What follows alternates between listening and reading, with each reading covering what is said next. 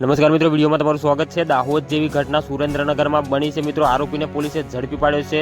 રિક્ષાવાળો મુન્નો તરીકે ઓળખાય છે। આ આરોપી અત્યારે જેલના હવાલે કરી દેવામાં આવી છે। આને પણ દાહોદના આચાર્ય જેવું કર્યું છે મિત્રો। વાત કરી કે 5 વર્ષની બાળકી સાથે આ મુન્નાએ જે કર્યું છે મિત્રો, તમે ધ્રુજી જશો। આ 5 વર્ષની બાળકી સાથે તેને બળાત્કાર કર્યો છે અને પોલીસે તેને જેલના હવાલે કર્યો છે। બાળકીને હોસ્પિટલમાં ખસેડી છે।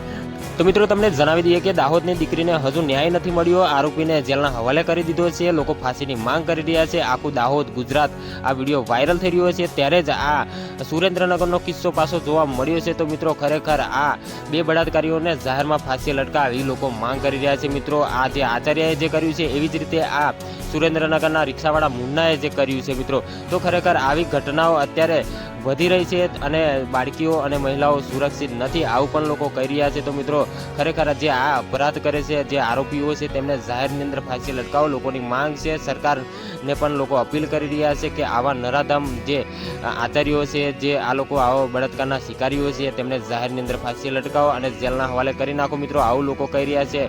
તમે શું કહેવા માંગો છો? આ મુન્ના માટે શું કહેવા માંગો છો? આચાર્ય માટે શું કહેવા માંગો છો? ખરેખર મિત્રો આ આચાર્ય અને મુન્ના માટે જે કહેવા માંગતા હોય કમેન્ટની અંદર લખી દેજો મિત્રો। ખરેખર આમને જેલના આજીવન જેલની સજા કરવી જોઈએ કે પછી આમને તાત્કાલિક ધોરણે ફાંસી લટકાવવા જોઈએ કે મિત્રો ખરેખર આમને જાહેરની અંદર પથ્થરમારો કરીને મારી નાખવા જોઈએ? મિત્રો તમે શું કરવા માંગો છો આચાર્ય અને મુન્ના સાથે?